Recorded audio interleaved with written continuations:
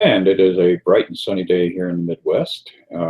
We have just suffered the filling of the moon. We had a full moon last week that was quite bright and beautiful. And the starry skies at night are very pleasurable. So, how much star watching have you been engaged in, Stephen? Or Barrett, have you been out there looking toward the heavens? Not so much, at least not at the outer heavens. Although, sometimes I catch some celebrity news, so I guess that's a little bit of stargazing. But not so much the actual night sky, no. Oh, well, it's been quite bright and clear and brilliant. And last night I thought I was looking at the planets Venus and Mars in a conjunction, but in reality it was Saturn that I was looking at, and evidently a star, one of the red stars, Hmm. that was looking back at me. And then the moon was in, apogee to that. It was just a few degrees away. So it was a truly beautiful night out. And this is that perfect time of the year when spring is just, affording us all of these wonderful, luxurious delights that we have to bundle ourselves up for in order to experience in winter. Yeah, nature is just a really amazing thing. I was just noticing some geese flying overhead as you were saying that. So it's like nature is celebrating the springtime, and I think it really reflects kind of our discussion, that we can think of spring, or the internal spring, and we can think of the fact that our soul is sort of coming alight as we do this work, that deeper inner joy and the inner heavens, as we're kind of talking about the heavens, that they shine more brightly. And as we do that, then all of a sudden everything in our life becomes a little brighter, a little happier. So yeah, I think that's kind of my goal, and I think it's a good metaphor to keep in mind as we step into this time of year.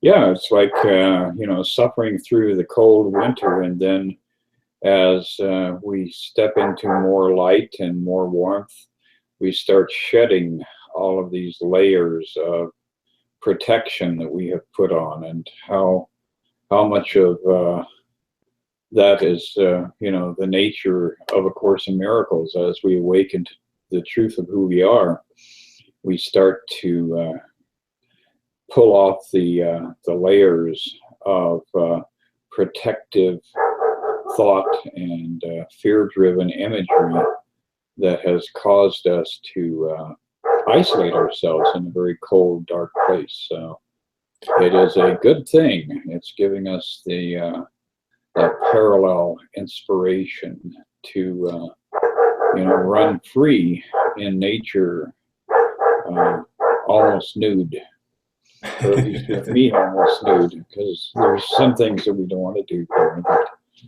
could cause all sorts of stress.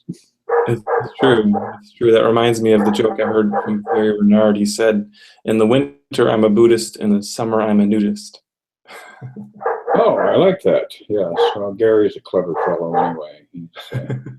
He's got that that insight that allows him to look at the world around him and laugh.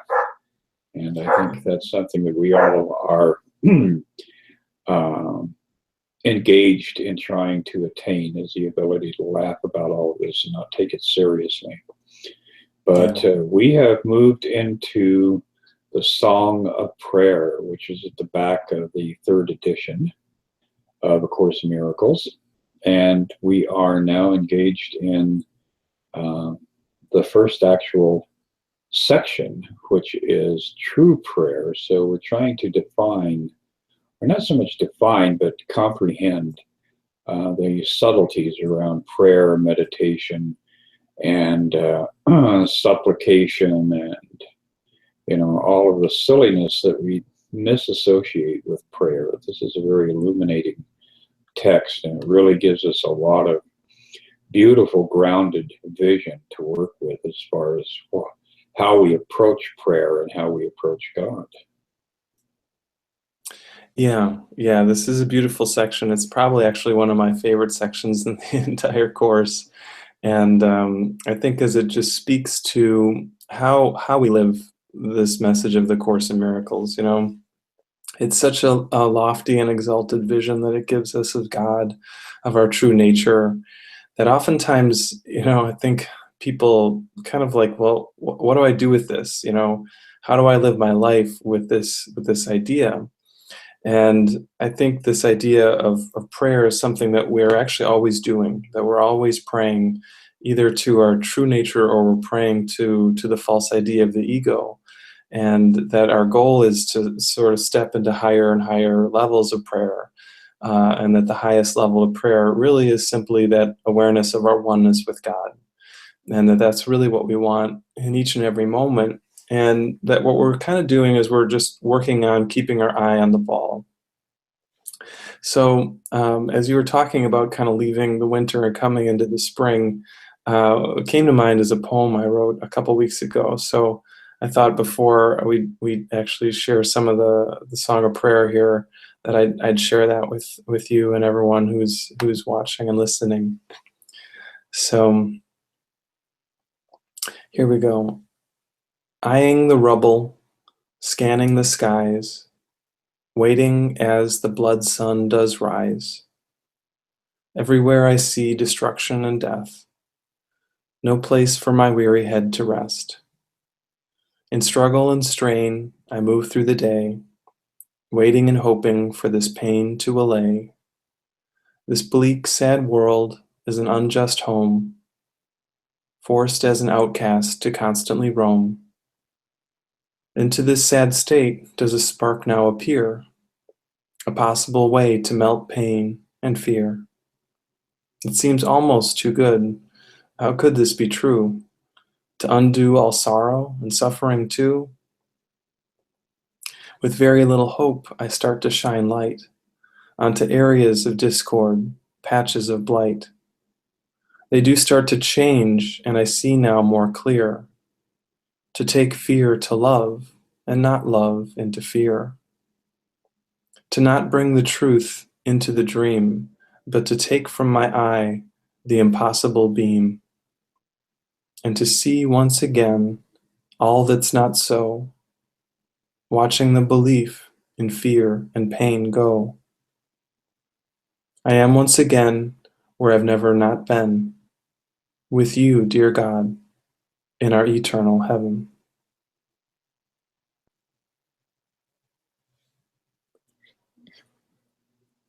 That's quite beautiful and gives us a real sense of, where do we actually exist, and where is it that we imagine ourselves to be. And it's fascinating how all of these things are built on parallels, where the truth is very obvious in every direction that we look at. And the fact that we are having this kind of a bizarre dream, you go to bed at night, and every night you do the same thing, or a lot of us do. And again, it's you get up in the morning and you realize, oh, that was only a dream.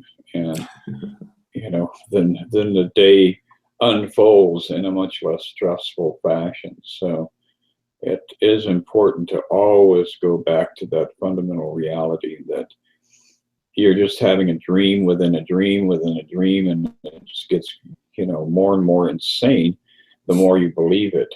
But as you start to awaken to truth and reality, and you suddenly begin to realize that this isn't real, this isn't true, and that alters the dream itself. It's true. You could say that this whole forgiveness process that we're doing and learning about prayer in this section is basically undoing the substance of the dream itself, undoing the seeming reality of this dream. I remember hearing once Ken Wapnick basically saying that when we look at what this world is made up of, we think it's made up of like atoms and quarks and all this subatomic particles. But at the very essence of what this physical world is made up of is guilt. And it's actually made up of this guilt over the belief that we are somehow have torn ourselves away from heaven. And the good news is there's no cause for guilt, because that never really happened. And as we question that, as we undo that, the dream itself starts to soften, and we step more and more into that state of our truth. So yeah, I think that this all just sort of fits together and supports itself. It does. And, even at the most fundamental level, if we do look at the basic components of the atom, that's where duality begins. Hmm. You have a positive charge and a negative charge, and it becomes very obvious that there is no place within this reality where you do not have that dualistic nature. Hmm. So every person, every institution, every political movement, every church, every this, every that, you may want to look at it through the eyes of, oh, I love this, or oh, I hate that. But the truth is, every person, every situation, every institution is comprised of that duality. So that which you cling to at some point is going to cause you a tremendous amount of unhappiness, simply because you're not willing to look at the dark side. You're only trying to hold on to what you imagine to be the side of your definition of the light. Yeah, yeah, because it's that kind of unflinching honesty that really moves us through all of the false. The ego has no power except for the power that we give it. So as much belief as we invest in it, that's all the power that the ego has. And our work then becomes to undo that belief, to relinquish that investment in the ego. And the only way we do it, like you just said, is by looking with kindness at what is not kind, by looking with the Holy Spirit at the false ideas of the ego. And I'm guessing this is going to kind of fit together with the section of the course, so I'm just going to jump in here too with this next paragraph. Prayer is a stepping aside, a letting go, a quiet time of listening and loving. It should not be confused with supplication of any kind, because it is a way of remembering your holiness. Why should holiness entreat, being fully entitled to everything love has to offer? And it is to love you go in prayer. Prayer is an offering, a giving up of yourself to be at one with love. There is nothing to ask, because there is nothing left to want. That nothingness becomes the altar of God. It disappears in Him.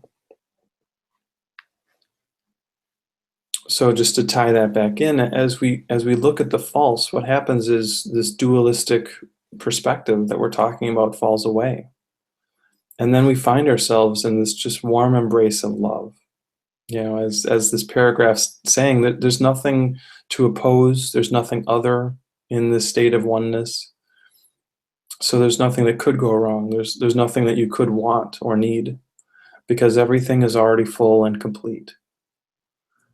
Now, I think words usually kind of fail when we're talking about this level, because they're only sort of grasping, they're only sort of pointing at this experience. But I think it can be helpful still to get a better and better idea about it, because it helps us to know that this is what is our truth. And usually we start to have a glimpse or an idea or a hint of the truth as a precursor to actually experiencing it. So yeah, it's a very beautiful, beautiful paragraph here. Yes, and I think that that line, "and it is to love you go in prayer," is so important, because our inclination is to try and define God in some physical context, as a source of getting our needs met, or our imagined needs met. So if you approach it from that plateau of, I need money for replacing the tires on my car, then you end up really defining God as, a Santa Claus experience. And the truth is, if you go there with an open mind, with a little bit of humbleness, and if you push the ego aside, even a degree or two, then you suddenly enter into a realm where there is a recognition that everything you are in need of has already been given to you. And that does come through in physical manifestation. It's one of the things that everybody who has been working with the Course notes in their journey, in their progress, that everything you need is provided for you in the moment. And the more you surrender to that reality, to that understanding, the more you will see synchronicity kick in, and things will arrive at a very comfortable pace. So it is really important to look at prayer as a journey into the depths of love, into the depths of surrender of identity, and the awakening of the true identity, which is that you and the Creator are in fact one. Yeah, yeah. So you could say that all of our work is really about letting go of the false and accepting what is true. And accepting what is true is really just an easy thing to do, because when we have let go of the dark, the light just simply shines. When we've uncovered the sort of muck that's covering over our inner light, then the light just is. So, I think that's a helpful point when we think about the role affirmations kind of come in around the spiritual path. That, again, you could say that parts of the workbook are sort of like affirmations, but I think that we want to be cautious about how we use them, because if we're using an affirmation or a statement of the positive to sort of push away the negative, or to shout down the ego, then we're doing ourselves a disservice. Because really what we want to allow to happen is we want to allow the ego to be seen, but without judgment.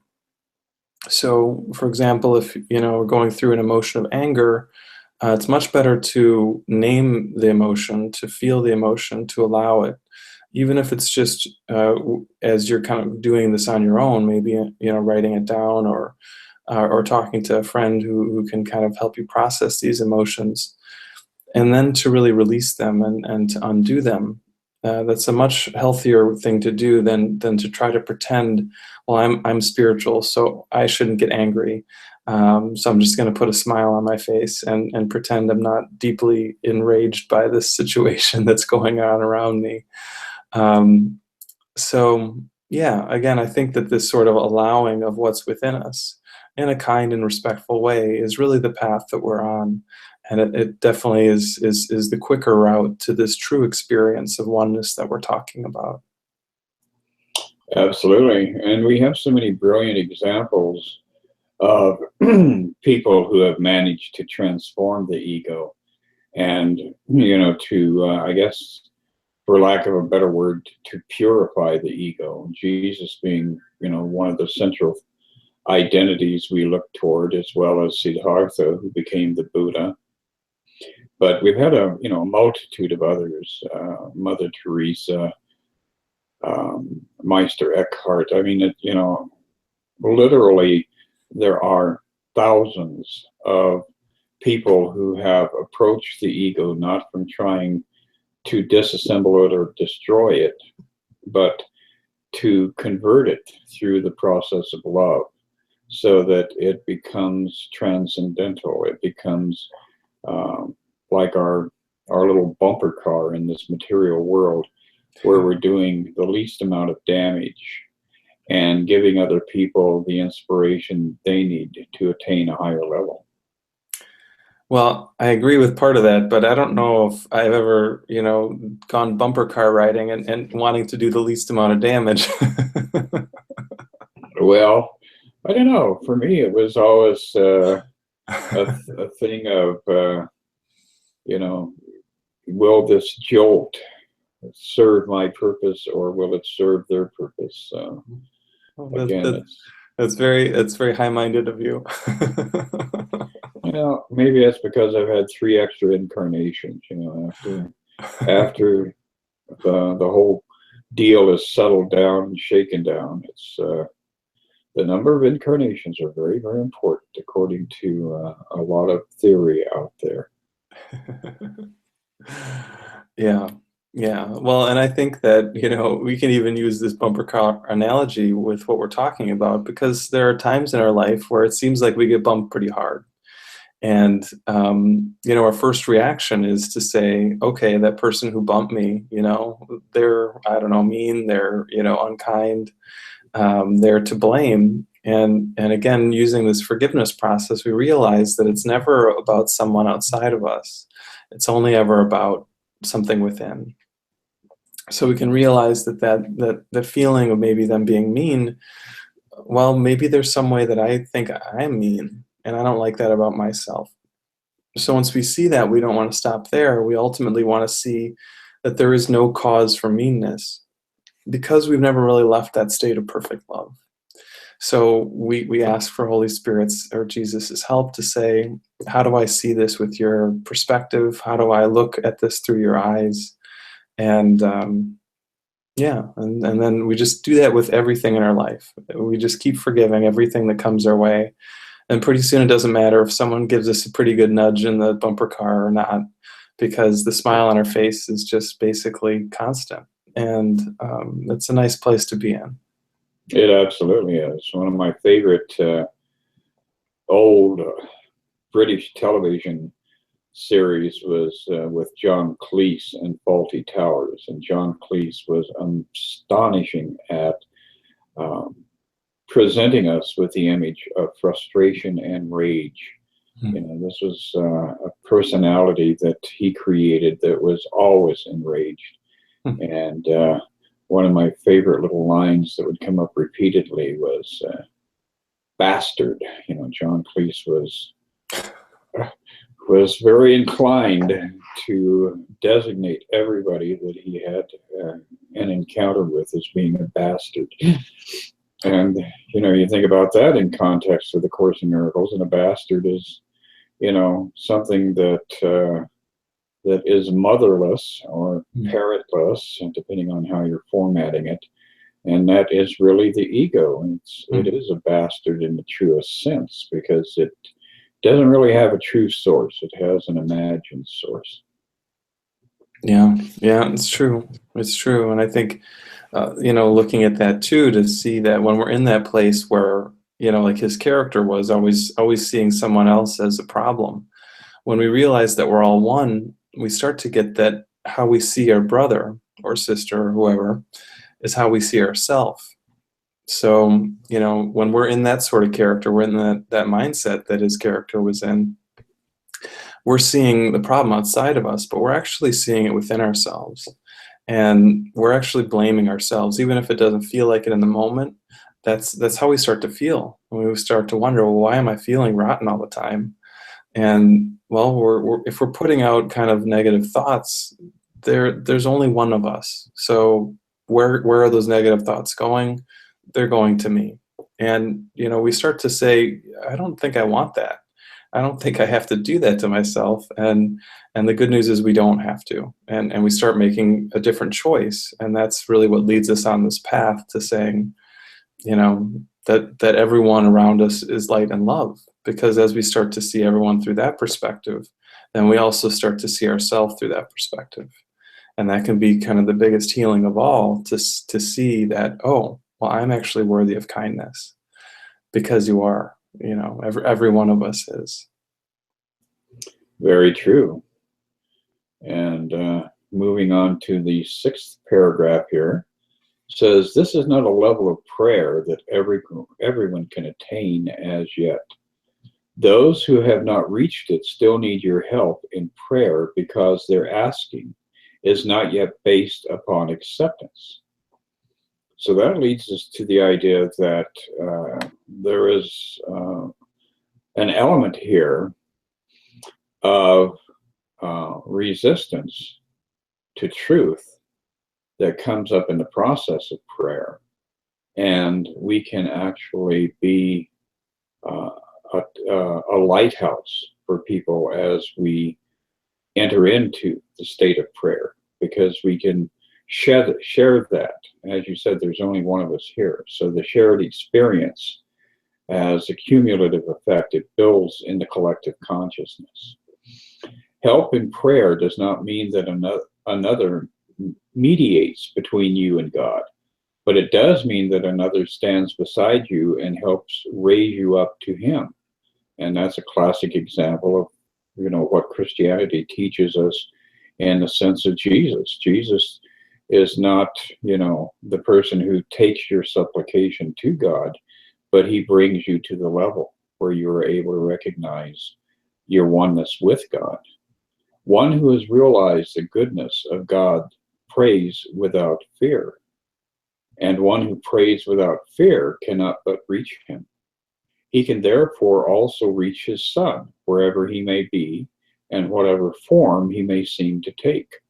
So that really does, kind of reformat everything that we believe or we have been taught about the nature of an avatar.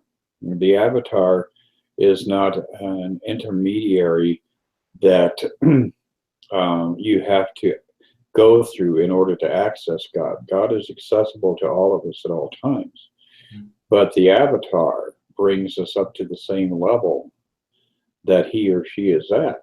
And, our Mother of Guadalupe, all of these different images that we have around intermediaries or avatars, it really is a journey to union with them, and they're living in that place that is lofty enough so that all they're aware of is God.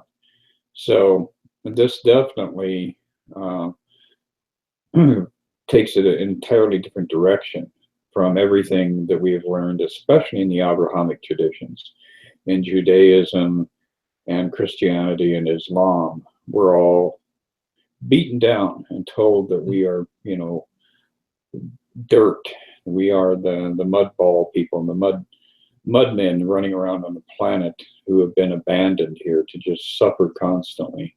And this dramatically turns that idea, that concept of our identity and the identity of those masters who have gone before us, and what it is that they are very gently and patiently waiting for us to do, which is, to throw down our arms, throw down our negative ideas about who we are, and join them on a little bit of a higher plateau.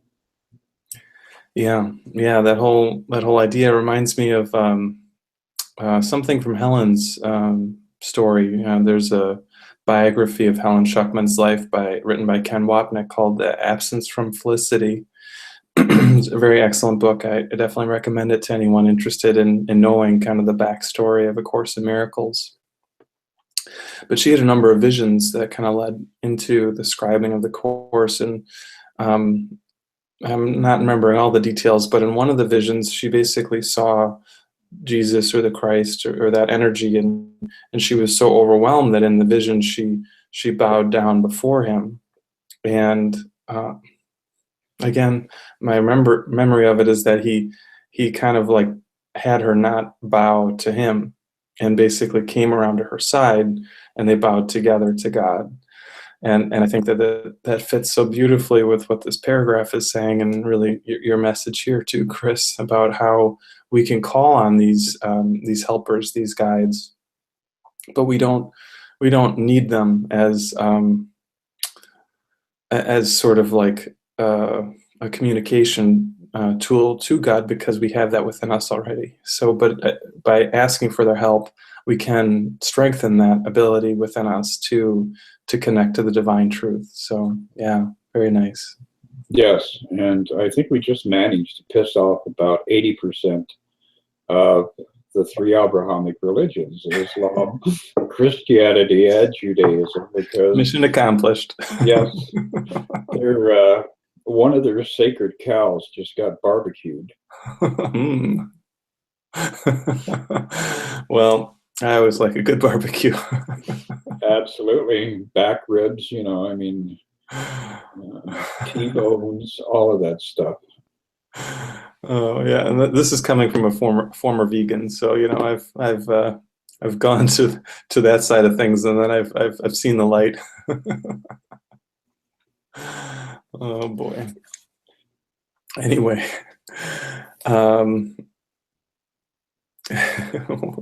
why don't I finish off this section in the ladder prayer? All right. Praying to Christ in anyone is true prayer because it is a gift of thanks to his Father. To ask that Christ be but himself is not an entreaty. It is a song of thanksgiving for what you are. Herein lies the power of prayer. It asks nothing and receives everything. This prayer can be shared because it receives for everyone. To pray with one who knows that this is true is to be answered. Perhaps the specific form of resolution for a specific problem will occur to either of you. It does not matter which. Perhaps it will reach both if you are genuinely attuned to one another. It will come because you have realized that Christ is in both of you. That is its only truth. So, as you were saying before, Chris, when we do this really genuine type of prayer, it's not like we're left out in the cold. We can still get the divine messages. We can still be moved to take action in the world. But that the real purpose of all that is to help us know that Christ within, and that Christ is in everyone.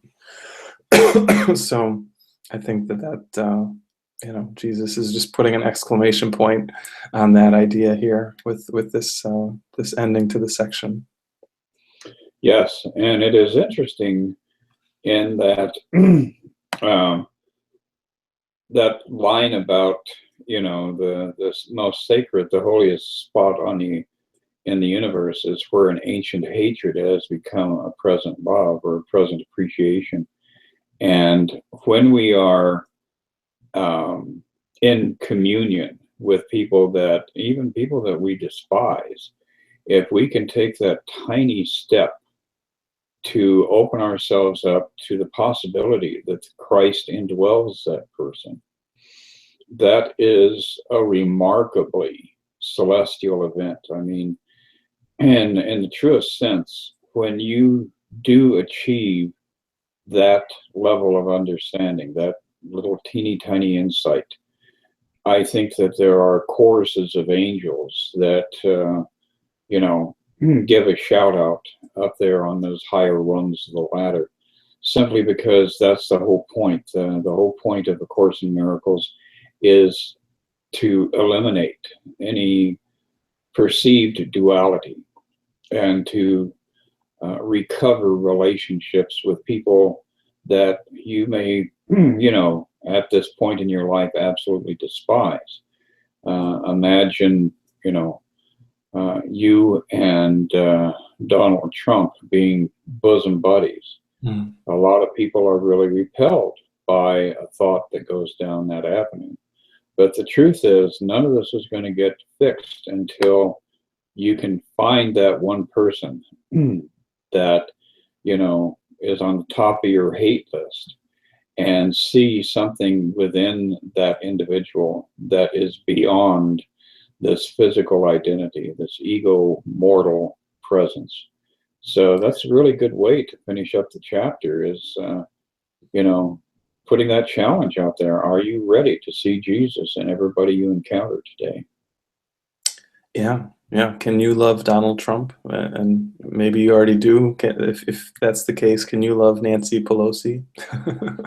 Well, I'm on my way because I love Donald Duck, and I figure that's the next step up is. That's right. And he doesn't even wear any pants, so. That's right. Yeah. Well, ducks don't, because if you've ever been around ducks, you know that they are prone to just letting their droppings splash anywhere they go. So Yeah, well, I guess maybe the Donalds aren't so different after all. there we go.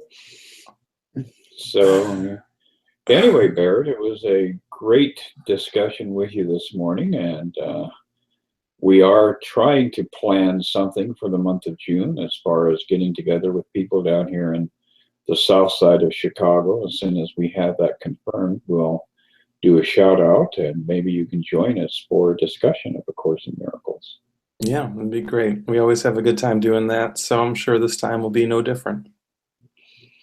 Well, Barrett, get out there and leap and cavort in the woods on this glorious day, and I will talk to you in 1 week. All right, sounds good, Chris. Have a good one. Take care.